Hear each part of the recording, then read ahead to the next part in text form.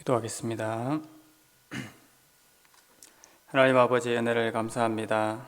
오늘도 우리가 은혜의 자리에 나올 수 있도록 인도하시니 감사합니다.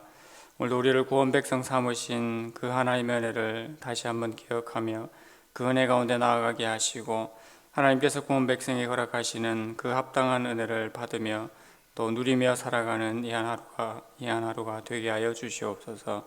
살아계신 예수 그리스도의 이름으로 기도드립니다. 아멘. 찬송가 420장 찬송드리겠습니다.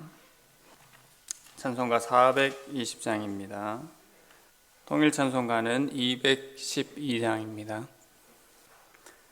너 성결케 위해 늘 기도하며 너 주 안에 있어 늘 성경 보고 온 형제들 함께 늘 사귀면서 일하기 전마다 너 기도하라.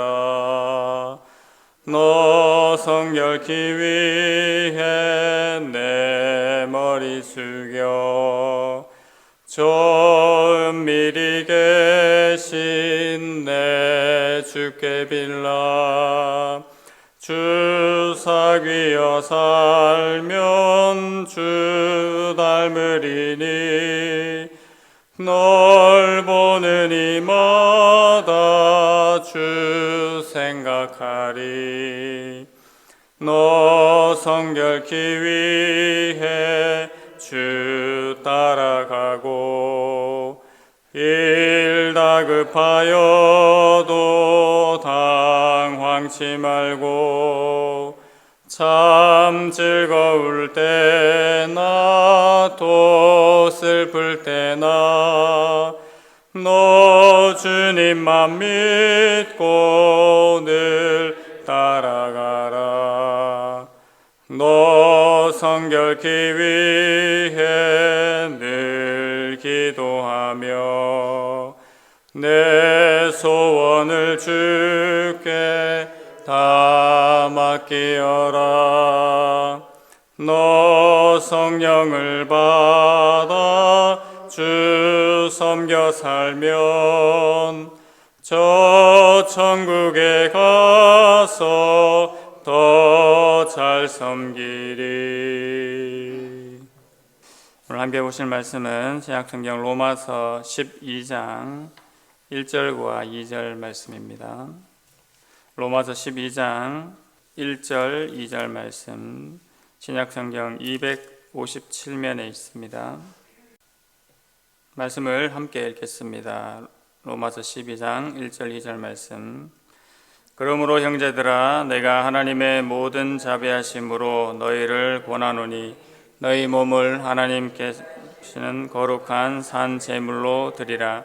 이는 너희가 드릴 영적 예배니라.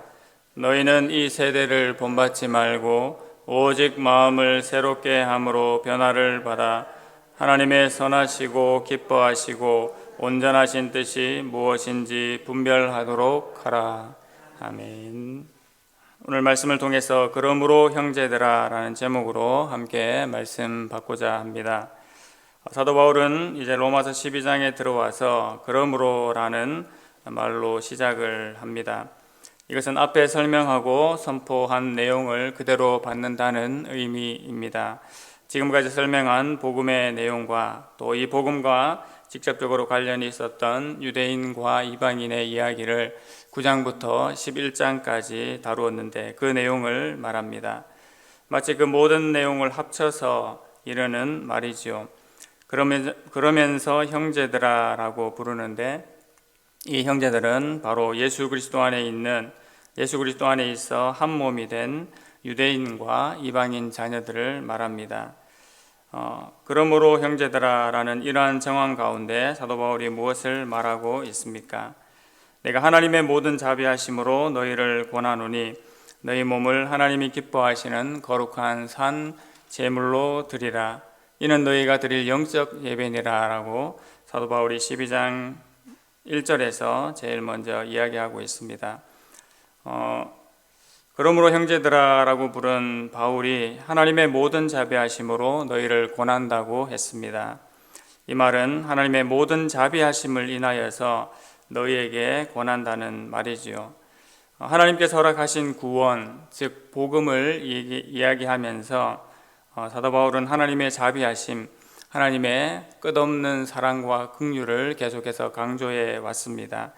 그 자비하심, 그 사랑과 긍휼이 무엇이겠습니까? 정리하면 도저히 용서받을 수 없고 가치 없던 나 자신, 바로 우리 죄인들에게 주시는 하나님의 은혜가 바로 하나님의 그 자비와 사랑, 긍휼을 말씀한 것이었습니다. 이 자비의 구원은 원하는 자로 말미암음도 아니고 다른 박진하는 자로 말미암음도 아니고 오직 긍휼히 여기시는 하나님의 은혜로 말미암은 것이다라고 사도 바울이 9장 16절에서 이미 선언하였습니다. 그 하나님의 인애와 자비하심으로 인해서 사도 바울은 너희 몸을 하나님께서 기뻐하시는 거룩한 산 제물로 드리라고 연이어 말하고 있습니다.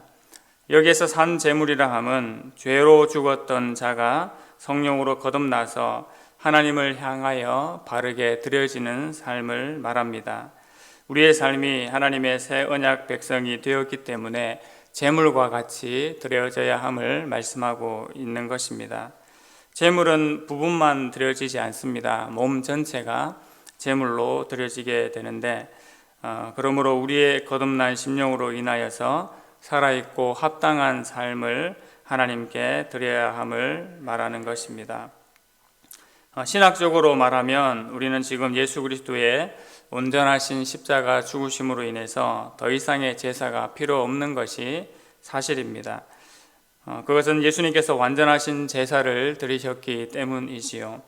그러나 사도 바울은 이것을 구원받은 백성의 영적인 의미로 해석하여서 비록 동물의 제사를 드리지는 않지만 대신 우리의 삶이 예수 그리스도와 구원의 하나님을 찬양하는 찬송의 제사로 또 선행의 제사로 드려질 것을 말하고 있는 것입니다. 히브리서 13장 15절 16절이 이것을 잘 대변한다고 볼 수 있습니다. 그러므로 우리는 예수로 말미암아 항상 찬송의 제사를 하나님께 드리자. 이는 그 이름을 증언하는 입술의 열매니라. 오직 선을 행함과 서로 나누어 주기를 잊지 말라. 하나님께서 이 같은 제사를 기뻐하시느니라 라고 말씀하고 있습니다. 이렇게 로마서 12장부터는 예수 그리스도의 복음을 받은 참된 그리스도인들의 구체적인 삶의 마땅한 모습을 설명해 주고 있습니다. 사도 바울은 이렇게 하는 것이 너희가 드릴 영적 예배라고 했습니다. 곧 우리가 드릴 합당한 예배라는 것입니다.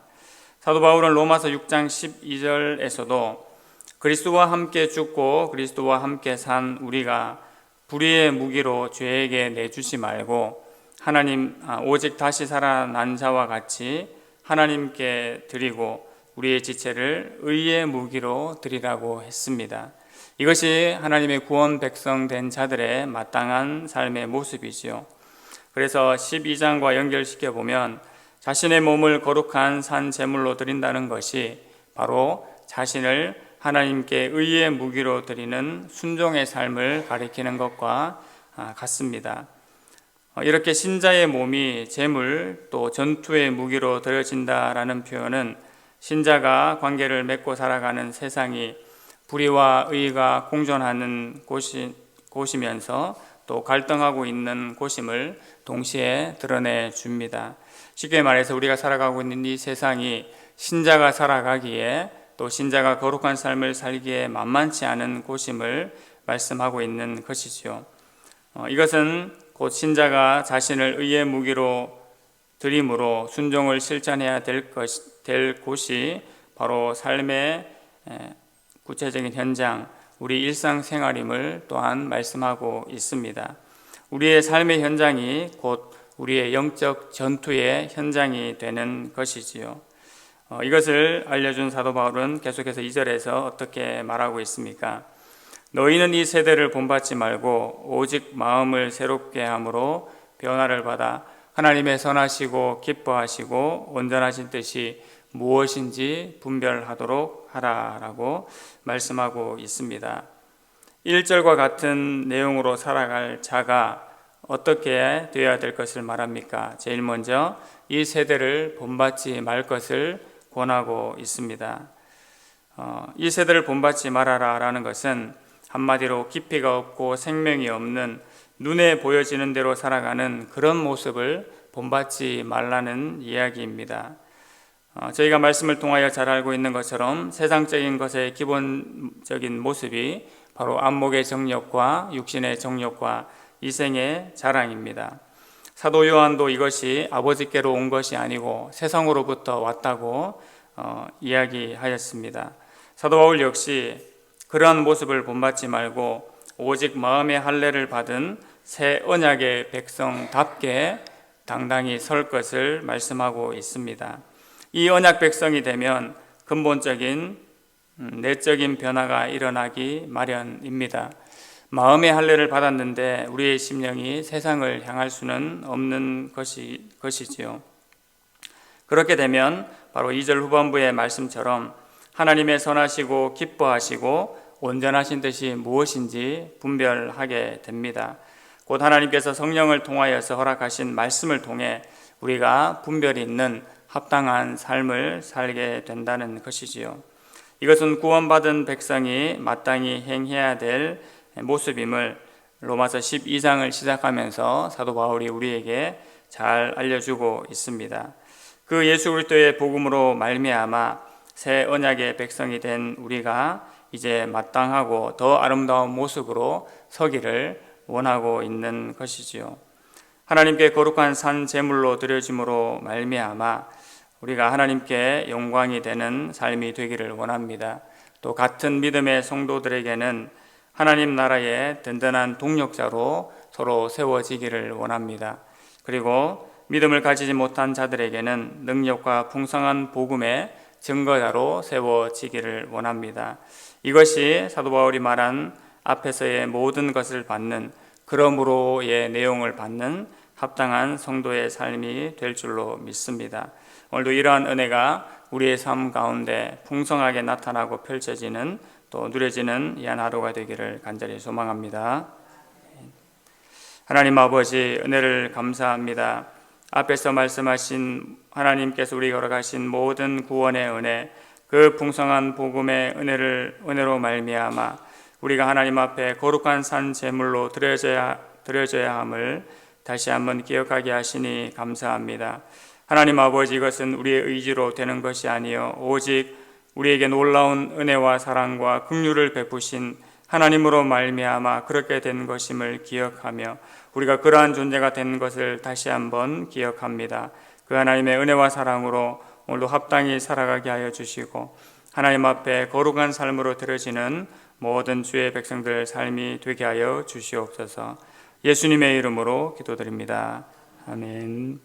하늘에 계신 우리 아버지여, 이름이 거룩히 여김을 받으시오며 나라의 임하옵시며 뜻이 하늘에서 이룬 것 같이 땅에서도 이루어지이다. 오늘날 우리에게 일용할 양식을 주옵시고 우리가 우리에게 죄 지은 자를 사하여 준 것 같이 우리 죄를 사하여 주옵시고 우리를 시험에 들게 하지 마옵시고 다만 악에서 구하옵소서. 대개 나라와 권세와 영광이 아버지께 영원히 있사옵나이다. 아멘. 하나님 앞에 거룩한 산 제물로 드려지는 주의 백성들이 되기를 기도해 주시기 바랍니다. 임시 예배 초소와 새 성전 건축의 일들을 지켜주시기를 기도해 주십시오. 새 가족을 위해서 기도해 주시고 특별히 박봉선 권사님 또 마수령 집사님 아내 되시는 노구마 권사님을 위해서 기도해 주시기 바랍니다. 더불어 개인 기도 제목들을 가지고 함께 기도하시겠습니다.